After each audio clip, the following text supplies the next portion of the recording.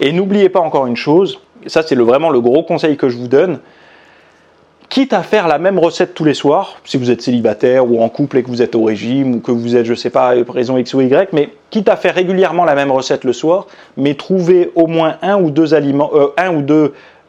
ou deux recettes saines, qui va dans le sens de vos objectifs, sèche ou prise de masse, peu importe, mais qui vous fait réellement plaisir.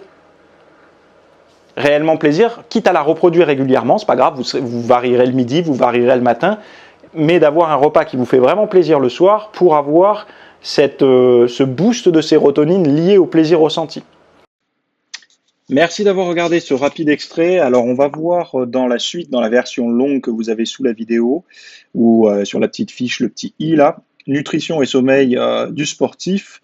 Donc on va voir pas mal de choses, notamment les glucides et le sommeil, les protéines et le sommeil, et d'autres petites choses, des petits ajouts, alors à la fois compléments alimentaires et autres.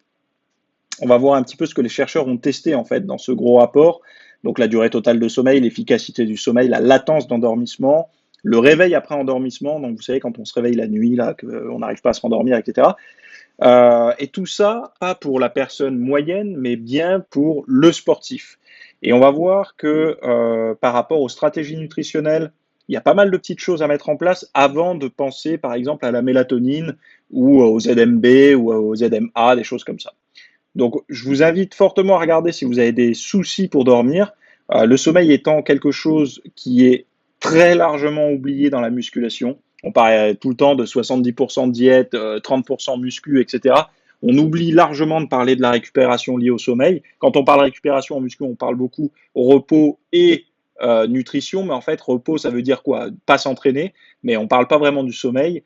Là, on va vraiment travailler pour améliorer la qualité de sommeil, que vous soyez en sèche, en prise de masse, peu importe. Mais surtout, pour les personnes qui ont des problèmes nerveux, de récupération nerveux, des problèmes le matin où ils sont un peu groggy, où ils ont du mal à se mettre dans la journée, dans la matinée et tout, on va voir que les conseils ne sont pas les mêmes pour tout le monde. Et donc, vous allez en apprendre pas mal. Donc, je vous invite à aller faire un tour dans les notes de cette vidéo. Sous la vidéo, vous avez le bouton pour y accéder si vous êtes sur le site. Si vous êtes sur YouTube, vous avez aussi le lien dans la description. Et on démarre pour la version longue.